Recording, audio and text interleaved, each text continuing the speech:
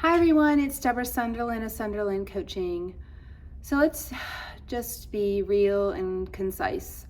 You all want to achieve, you overachievers, leaders, business owners, CEOs, and there's some part of your life, your work that just isn't working. And that's a-okay because you're not a machine, you are a human being.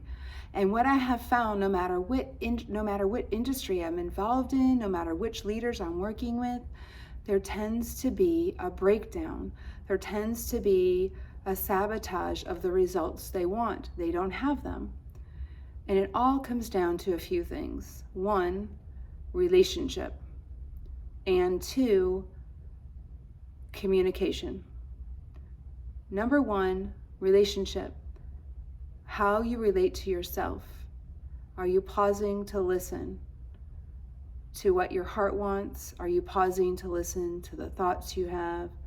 Are you pausing to notice your patterns and whether they're serving you or not? Or are you just on autopilot? How are you giving care to yourself and nurturing yourself? Because if you're not nurturing yourself, you can't nurture a business, you can't nurture your team because you're running on empty. And number two is communication. How you communicate to yourself is how you communicate with others.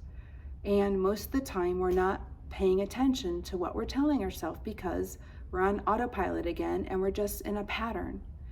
And you are more than a pattern, but you've got to pause and notice the pattern in order to accept yourself, to care for yourself, and to realize you're more than a pattern. You've come to realize unconsciously that you are your pattern and that your people are your pattern, but that's not true. And when we fall into the patterns, we're no longer open to hearing ourselves or someone else. And so we build communication that's not effective for ourselves because we don't know what we're telling ourselves. And it's certainly not building communication with others, and that's not effective because we're not open to hearing someone else. If we're not open to hearing ourselves, we're not open to hearing someone else. So I want you to notice, how are you relating to yourself and how are you communicating?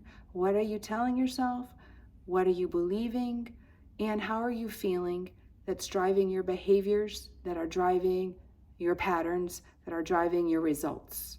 If you have a result you don't want, it's your greatest learning for you to grow. The greatest learning for you to understand who you are, what you're telling yourself, and whether your patterns are serving you or not, because you are the only one that can change. And being a conscious leader is just that. And raising up radically responsible leaders who want to understand and look at themselves to be the change, for them to own their thoughts, their feelings, their behaviors that create the results that they have, and to get curious around the pattern that is no longer serving them, and to get curious as to whether they're willing to look at another way out. This is true for everyone, and I just want to say there is a different way. So ask yourself, what am I giving myself the relationship that I want to myself? And if I'm not, how might I give myself some love, some grace, some acceptance, some compassion? And how might I give that to others? And two, what am I telling myself? And can I hear myself and get curious around that? And how then, if I'm doing that, might I do the same? What is someone telling me? And what is their pattern that might not be serving them any longer? And what discussion can I have with them? I hope this helps.